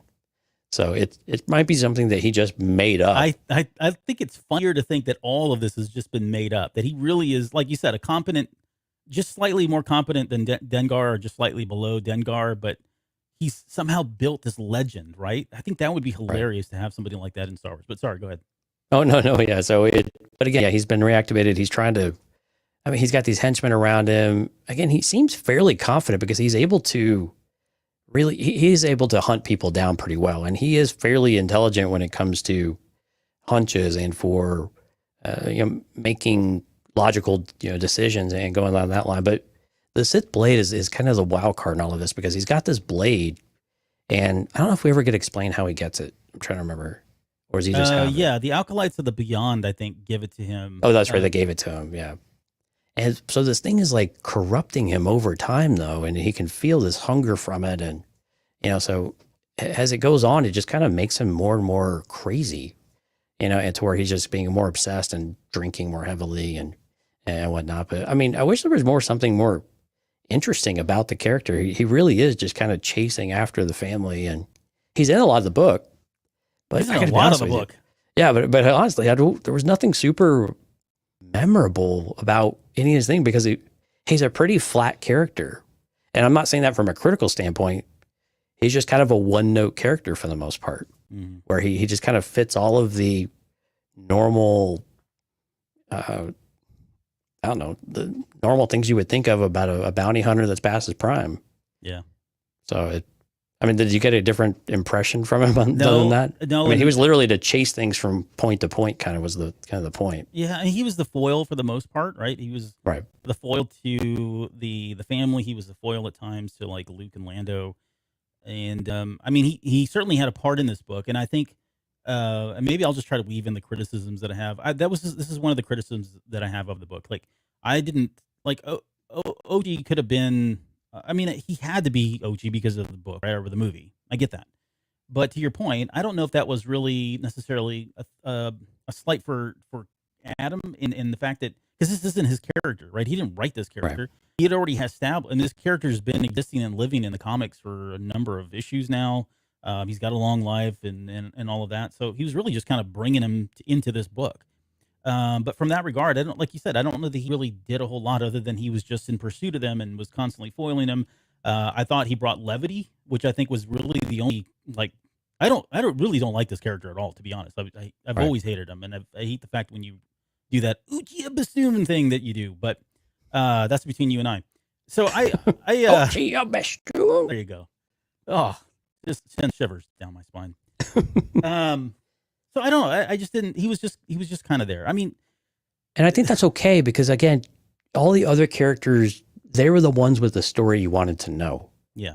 And so to not litter it in with another backstory or another huge character arc or something like that, I think it's totally fine. So I don't, like I said, it wasn't criticism that he was a bit of a flat character.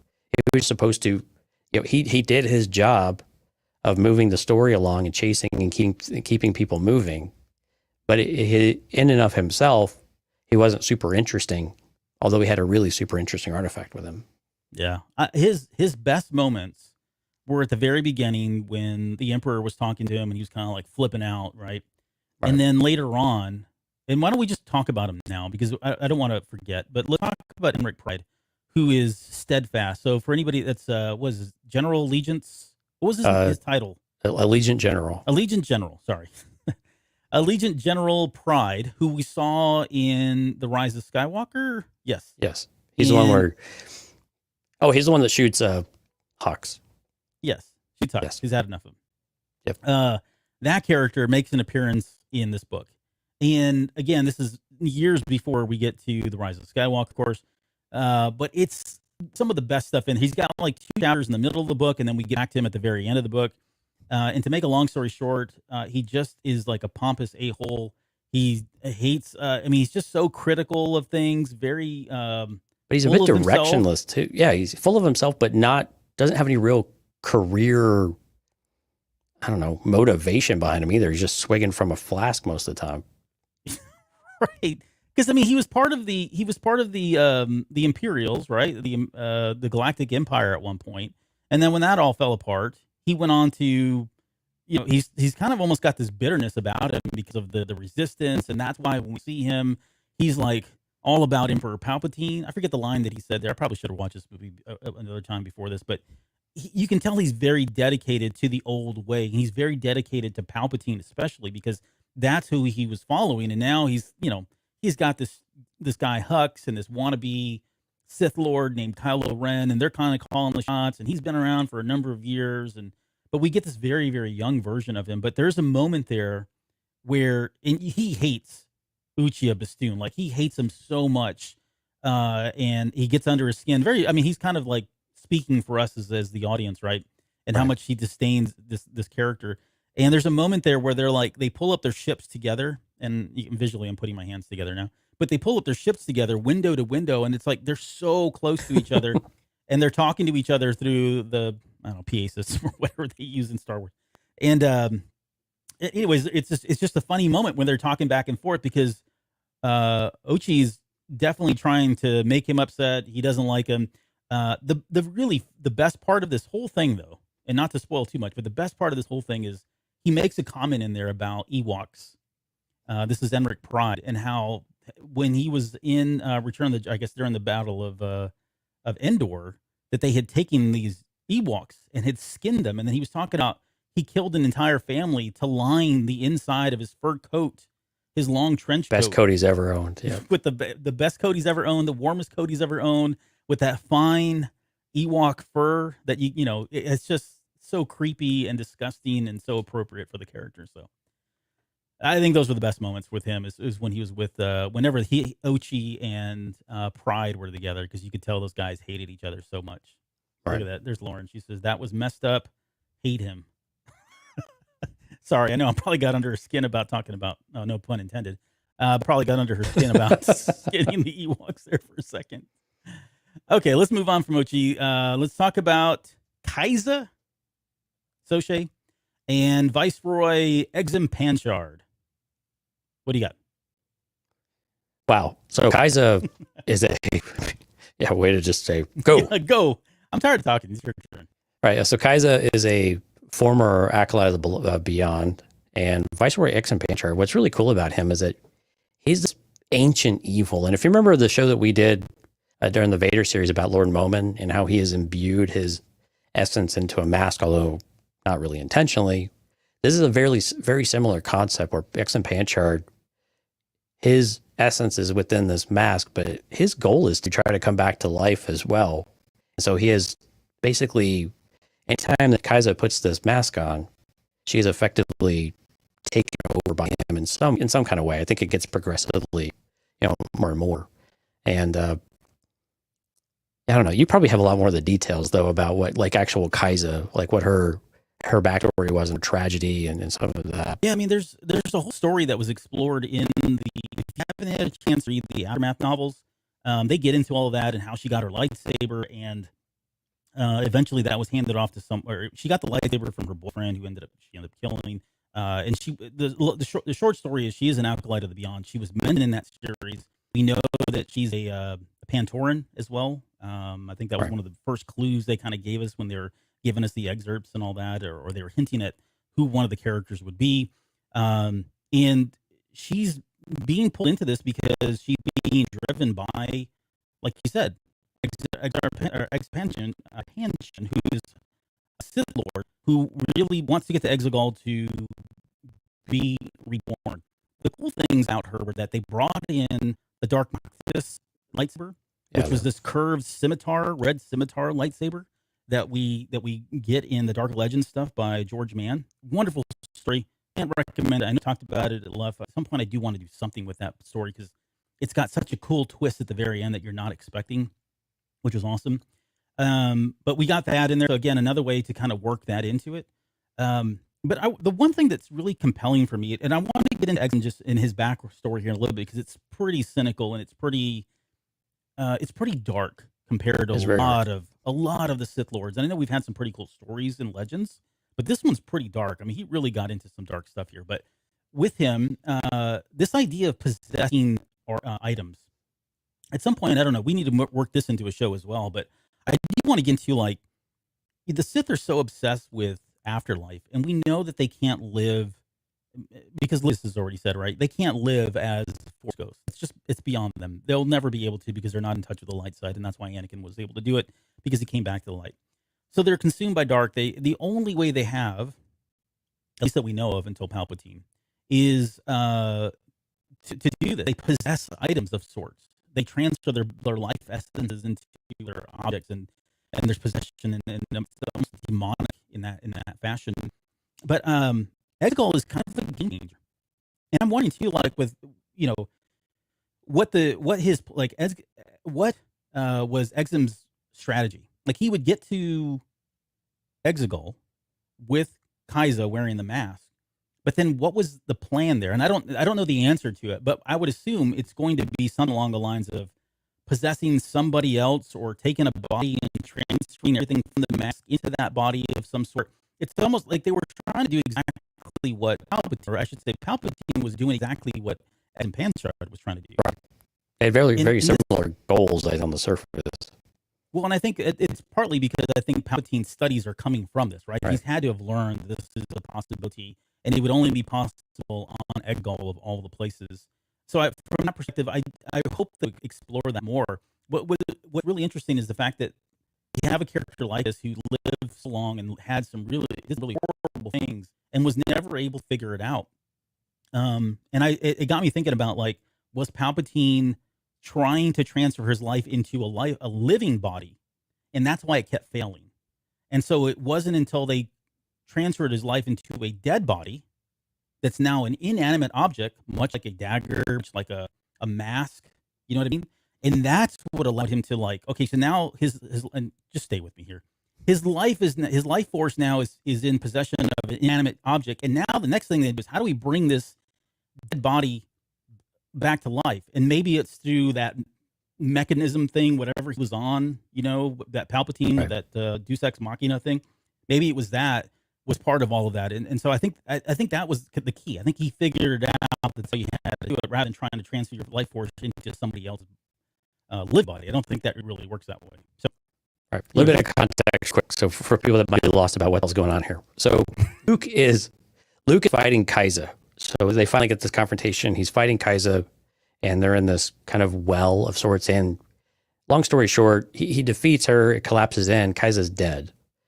But the mask has had all of these. So Luke found some, or I guess really Lor San Tekka and this archaeological dig we talked about way at the beginning of the show, found some shattered kyber crystals.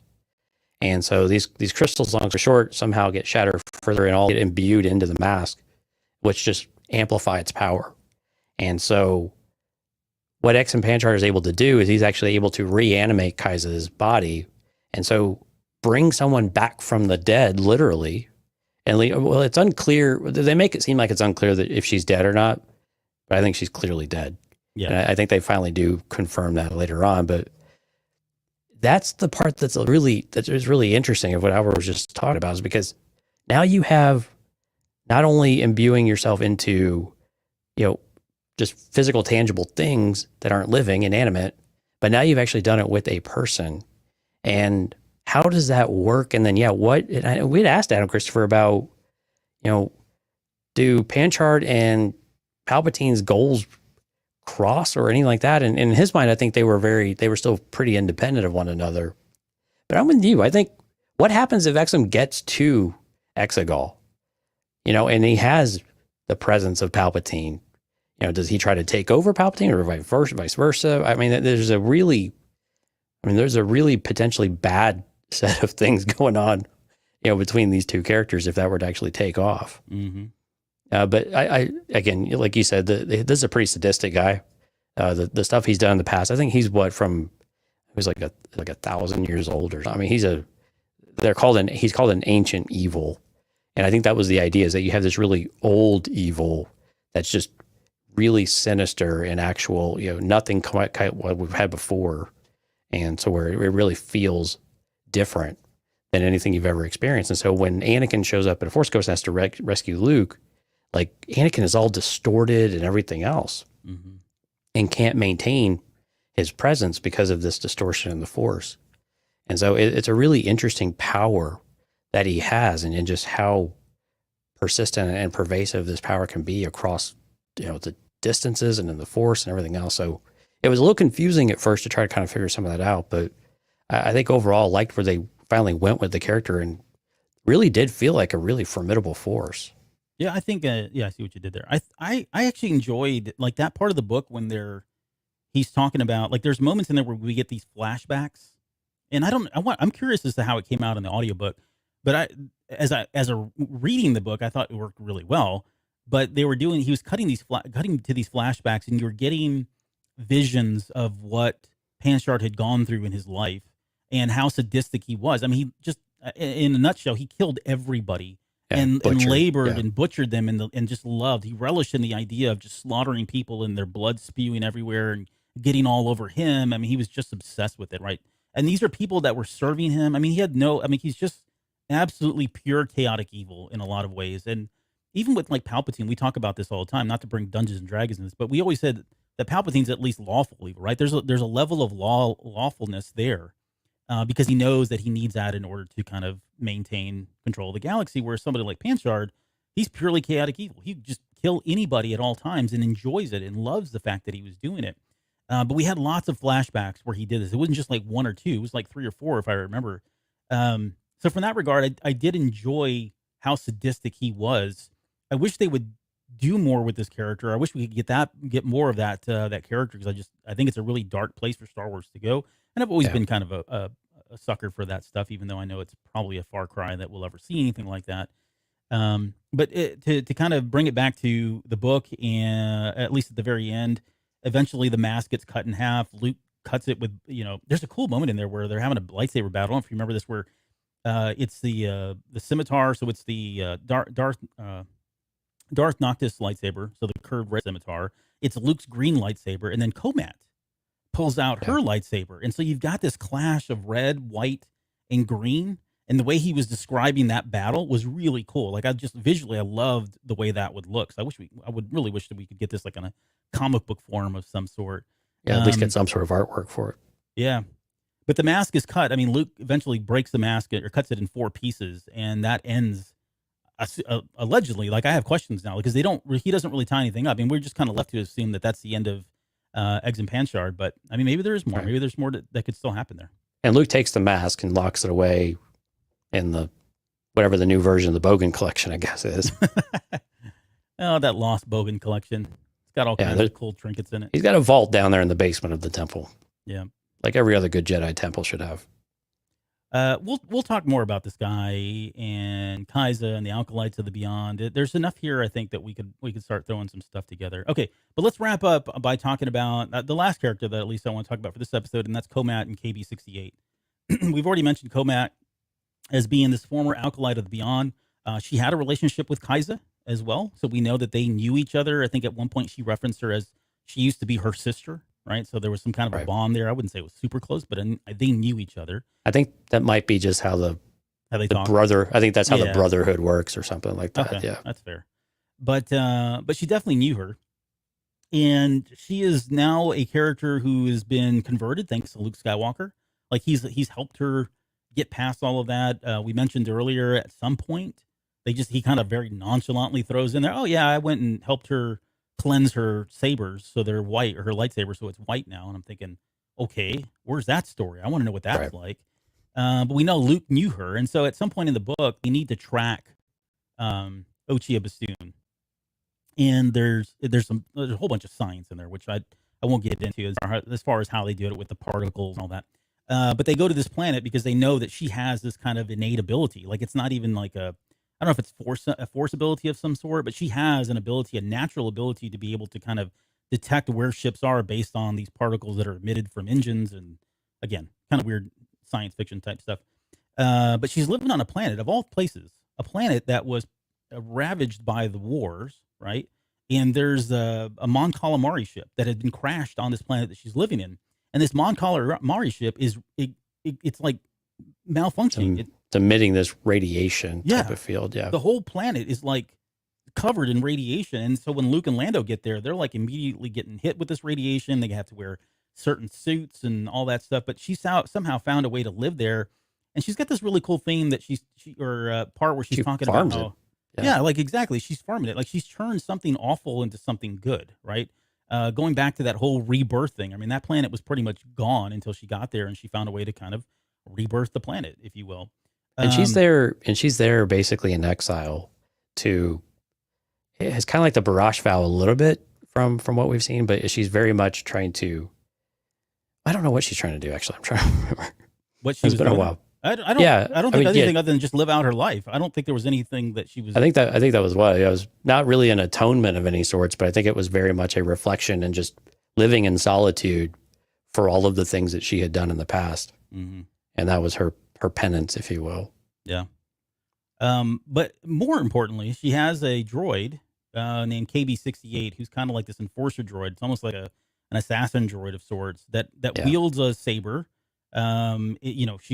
She's able to kind of fight with it at all times. The droid can fight with that lightsaber or the blade, and it's like a weapons master almost of sorts. Right. And there's a moment there where I know Lando was checking her out. Like he's like enamored by her. Like this is his next love. Forget. Well, but he also snuck a look at Comat there too. Yeah, but that's not his thing. He's all into the droid stuff. And this is just like his rebound for L337 or whoever he's been with. Lando takes pansexual to a whole nother level. Yep. But yeah, he was just like, there's a moment there where I think she saves his life. Like she comes to his rescue.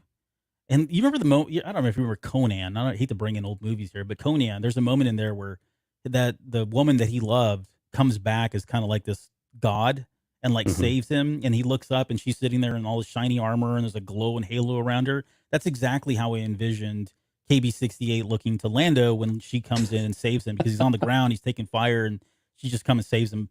But I think she was checking him out too. So I've already shipped them. I mean, that's just the way it happens. But could I tell you what song popped in my head as you described all that? Oh, sure. What song is that? Whitney Houston from The Bodyguard. Yeah, I can see that. Yeah, it's not a far cry from that. I mean, that's exactly. I will always love you. I will always love you. Lauren says she's trying to have peace with her cat. That's right. She's got a Targon. Yeah. So again, I don't think we had those until the High Republic. So right. Giant lion-looking things. Yeah. Lena So with her little two lion, but yeah, she has that cat too. So there's a lot there with Comat. She plays a pivotal role, but certainly a smaller role in the grand scheme of things. But the cool thing was, if you listen to the interview or watch the interview, it did sound like there was potential here for more Comat storytelling, whether it be before or after. He wasn't allowed to talk about something about it. Yeah. Wink, wink, nudge, nudge. Okay, so if you're a Comat fan, pretty good chance that we'll get something. I don't know what that's going to be. Don't get him in trouble, man.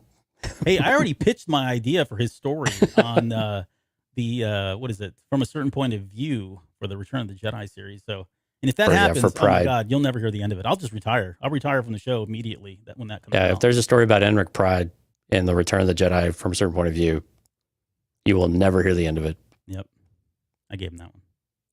Okay. Well, I think we'll leave it there. There's still a lot more to be said. There's certainly this book. I guess, how about that? I guess as far as closing thoughts, I have a question here. What will this book give way to? And what I mean by that is the Rise of Skywalker gave us a lot of material. It gave us a lot of world building. And I know that rubbed people the wrong way because it felt like they were just introducing more things without wrapping up some things. And they felt some of the things were rushed and lazy and all that kind of stuff. I get all that. But this book does the same thing I didn't mean it that way. This book did lay down some things that we had not considered. It introduced us new things like Comat, for example. More on this idea of possession by the Dark Lords and Sith and all that. What do you think this book is going to spawn? And it doesn't have to be immediately. It could be subtle things. It could be just Easter eggs later down the road. Do you see there's like a future here where there's books that are spawning from this as well? Maybe. Well, I mean, I think maybe it's hard to avoid them. I think with Luke Skywalker, and I think what it did show is that Luke Skywalker can be written and can be written well, and in a way that people are going to enjoy of what they've been asking for. And there's people who can do it right and approach the character in the right way. So I think this opens that door to Luke Skywalker stories in this timeline and in this, in this 30-year window that people have been asking for. Like, where's my Luke Skywalker that I grew up with? And I think now it's a very real possibility that we might see more of the character. I think we might see, by extension, more of Han and Leia in this time frame too, right? I mean, we already know we're getting Princess and Scoundrel coming up here pretty soon and some of those stories, but I think we're going to get some of the stuff in between. But where I'm most interested in then is to see like a character like Comat and explore more of these other maybe smaller bit part type of characters that now all of a sudden have a lot more interest and a lot more excitement behind their backstory, that they're starting to become something. And that's what I'm excited about now, because now we've got this idea of Exegol and we can continue building on the mystique of Exegol and for still a place that we know really very little about, and learning more about the acolytes, acolytes of the Beyond. How does this tie in with the TV show that's coming? And so I mean, there's a lot of different ways that we can go with all of this stuff. But I think for two things, one is like, okay, well, we've got a new set of characters that are interesting, but then we've also unlocked Luke Skywalker, I think, for something that we can trickle things out. We don't want to inundate, but things can trickle out for Luke Skywalker now in the next 5, 6, 7 years. Yeah. I'm with you. Like I agree on all that. I mean, Exegol is fascinating even more so than it was. There was a lot of that in here, which I was really happy to read about, know more about. I would like to see that explored. Maybe we will. Maybe Acolytes of the Beyond, because Exegol has been around forever, right? This wasn't something that just recently popped up in the last 20 years. It's been around for eons, and it can weave in and out of material at will in any timeline, right? Yeah. The whole Acolytes of the Beyond, I think, are fascinating. I'd like to see more of that. I know we had some of that in the Aftermath series, of course, but they've both of those, in my opinion, this book, it brings much more life to that. Lando and his daughter, we've talked about that. I mean, that would be potentially something I'd like to see kind of spawn out from this. The Comat and KB-68. I don't even think it needs to necessarily tie into this, right? She could do anything. There could be any story that has her in it, and I would be interested, because I think he did such a good job of introducing a very interesting, intriguing character, especially one that used to be an Acolyte of the Beyond and has now has got this white lightsaber, and like, what is she doing with it? I mean, she's doing nothing right now. We know that. Right. Chilling with her cat. But what's her call to action, and what's that going to look like when it does happen, and what time frame is that going to happen in? Which would be another question there. And then Luke is kind of like this relic hunter, almost like an Indiana Jones. I mean, we kind of knew this was happening. We knew that from the video game Battlefront 2. Right. He was kind of going around and looking for these old artifacts, and he was collecting them all. And we just know that's been happening. But there was something about the very beginning of this book where they were at that archaeological dig site that got me thinking, well, if he doesn't do it, then maybe it's Beaumont Kin. Maybe we get stories of Beaumont Kin where he's going around and now he becomes the Indiana Jones and all that. I mean, it's Dominic. What is it? Dominic Monaghan, or is his name? Monaghan. Yeah. Monaghan. Monaghan. Yep. He just posted something on Twitter. I don't know if you saw this like 2 days ago, like hinting that Star Wars stuff was coming. I don't know. I'm sure it's related. So maybe they do. Maybe they find. I mean, he's only a student in this book, and he's like an archaeological student. And I'm not saying they're going to go down the Indiana Jones path. I was already envisioning him with like a scruffy looking beard and the fedora, but in Star Wars. But no bullwhip, because they don't have bullwhips in Star Wars. Would be well, they do. They have. It'd be it'd be a light whip. Yeah, exactly. We saw them in Bad Batch. True. No, that's right. So yeah, they can do it. Another idea. Look, free of charge. I'm handing these things out just left and right. Okay, so the last thing I'll say about the book is, I guess my overall kind of closing thoughts and Adam Christopher. I thought he did a really good job. He wrote a really good Star Wars book. It did remind me a lot of like the good Legends, like the really good Legends books from that regard. The criticisms that I have were probably about Uchiha Bassoon, which I don't think was really his fault. I think in the middle, it kind of felt a little slower. Like that first third of the book is just so, like, there's so many references and so many things that get you really excited. And it does crawl a little bit in the middle. It's when they're crossing paths. And if it's that middling part that always kind of struggles. And then you finally regain your footing and then you're off and running again. Exactly. Yeah. And because the ending and the beginning were so strong, it's hard not to recommend this book to anybody. But I think the one thing, and we've kind of skirted around this, haven't really talked about it too much, is I think this book does a really good job of, and I use this word a lot lately, but it's true. It does a good job of recontextualizing the rise of Skywalker, some of the events from The Last Jedi.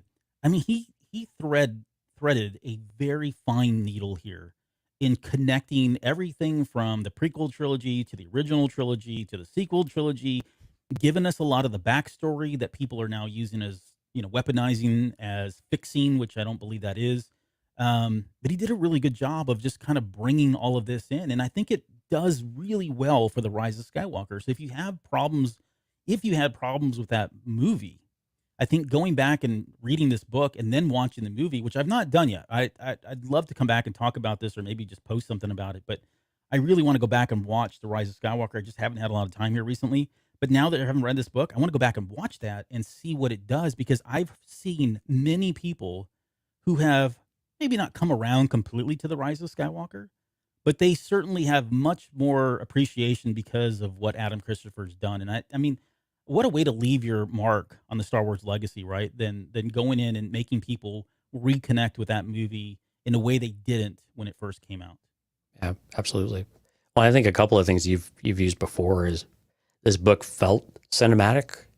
It really did feel big and grand and, very like you're watching a movie play out, but on a page. And I think that's a really huge compliment. And, whatever you say about Adam Christopher, whether you like his writing or not, you cannot argue how much this guy knows about Star Wars. Yeah. And man, just his breadth of knowledge and how much he loves Star Wars. I mean, it's hard to talk about something that he doesn't know about. It's crazy. This guy seems to know everything. So it's really cool that you feel like someone that you have this camaraderie with of just how big of a fan you are. And it's so, man, he's just so level-headed and so easygoing and likes having conversations. I mean, you just can't help but want people like that to succeed. And especially when they write really good material and have really good material. I'm hoping this is, very much a first of, these larger opportunities for him to continue to expand, writing novels in the Star Wars universe, because I for one would be happy to pick up the next one, whatever that might be, because when he gets an idea, I mean, with that breadth of knowledge and appreciation for all things, whether it's canon or not, no matter what timeline you're in, there's something there that he can pull out of it and make into it. And I think that's a really unique set of skills.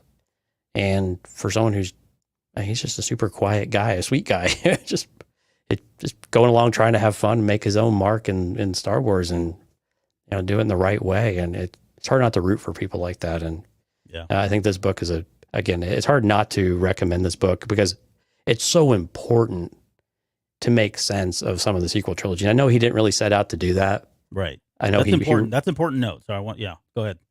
Yeah. He did not mean to do that. It wasn't his intention to do anything. He really actually wanted it to be kind of more of a standalone like in between movie. Like he was writing a movie, what happened in the in between years between Return of the Jedi and Force Awakens. Now, and he didn't realize at the end of the day that he ended up writing a sequel and a prequel at the same time.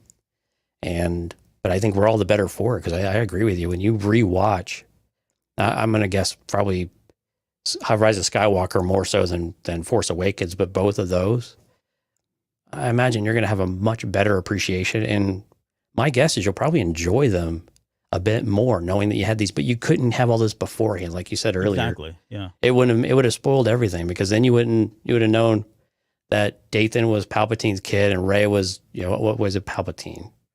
So all of those questions and all those debates and all that fun that we had, regardless of how frustrating it may have been at times, none of that would have been possible without some of that. And books, this is where books in particular really do come in and help you appreciate some of the things a little bit better. And you can call it fixing if you want. It's definitely enhancing and adding.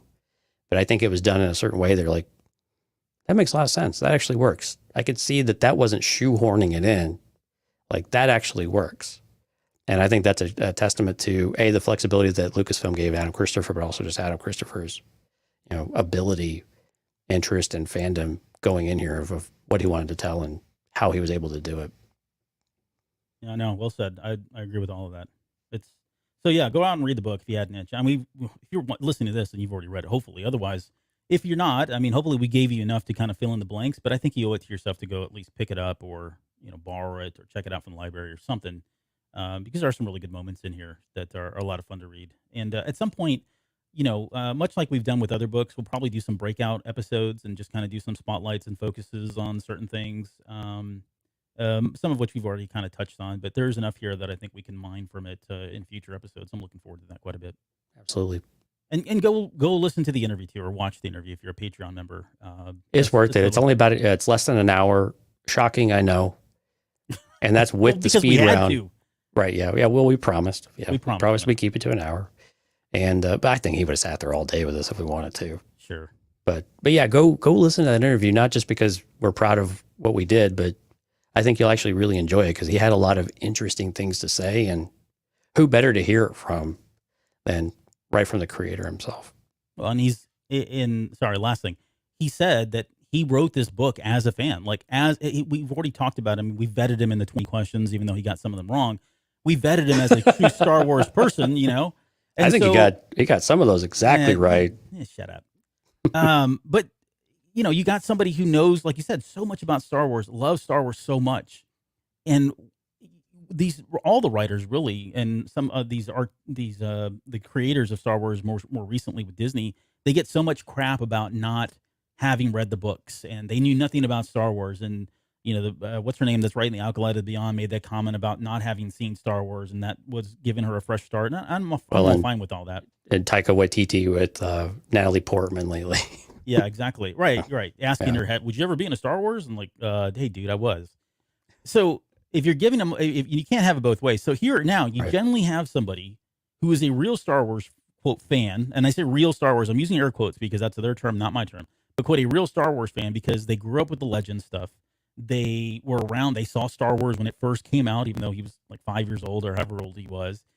Played with all the Kenner toys, is a huge X-Wing Stackpole fanatic, right? Knows all about the prequels and the sequels and the original trilogy. And here he's been given an opportunity to write a book, and he wrote this book as a Star Wars fan, thinking like, what would I want to read? What would I want to see? And I think that really comes out. It surfaces very well in this. And so, again, I guess the point I'm making there is you owe it to yourself to at least give this book a shot if you're not into the books, because it's a different perspective, I think, coming in. All right. We'll leave it there. What do you got? Any shout outs before we get out of here? Yeah, we do. We had a live stream tonight. So thanks everyone for coming out. If you're listening to us on the podcast, we do recommend you come out and visit us on usually Tuesdays and Thursdays. We're not doing a Thursday show this week, but we're over on YouTube. Just go find us over there. Look for Cantina Cast. Tonight we had Jonathan, Steph, Lauren, Sky, Qui-Gon Jay, Rob, Katya, Diego, and Jorge. Thank you all for all of the chat. Anybody who was lurking in the background, thank you so much for your support. And of course, a huge thank you to all of our Patreon members who help make all this possible. Everything y'all give us goes straight back into the show. We don't pocket any of it. Well, temporarily we pocket and then we put it back into the show. But yes, That's just how logistics That's how work. money works. Yeah. Right. Yeah. Let's come in and go right up. But no, we certainly appreciate everyone's support and for listening in and tuning in and downloading the show. And thank you again to Del Rey and to Adam Christopher for the advanced copies so that we could do this, and certainly the opportunity to do the interview. I've got next week. Special, and thank you to Lauren. What's her last name now? Or no, Lauren Kreshmeyer. Kreshmeyer, yeah. Yep. For helping organize it. Set all this up, yeah. Next week, we've got, we're going to finally get into the Mando Season 3 trailer. So we'll kind of... Unofficially leaked trailer. Spill the tea on that one. We're going to do screenshots. They can't stop me from that. We'll at least do screenshots. So we'll break that down. That'll probably be a 3-hour show. And then I've also got, I think for Patreon, hey, Jonesy, I haven't talked to you about this yet, but for Patreon, I think I want to get into some of what we talked about. There are certain themes, or we may get into the Dark Lords and Rebirth. I've always had this in mind of doing a show about rebirth, about birth and rebirth in Star Wars. And this gave us more ammo. So at some point I want to do that. But I think what we'll do for Patreon here in the next couple weeks is get into some more like spotlight discussions and theories and stuff like that, and really leverage a lot of what we found. I see right through your games, Padilla, because I know what the purpose of that is. Because we're going to get into the Ben Solo. Yes, you were going to find every justifiable reason that Ben Solo will be resurrected from the dead. Yep. In a not creepy Sith way. Guilty as charged. Yes. He's coming back. You are coming back. All right, guys. Any final words before we get out of here? No, thanks, everyone. Okay, we'll see you guys next week.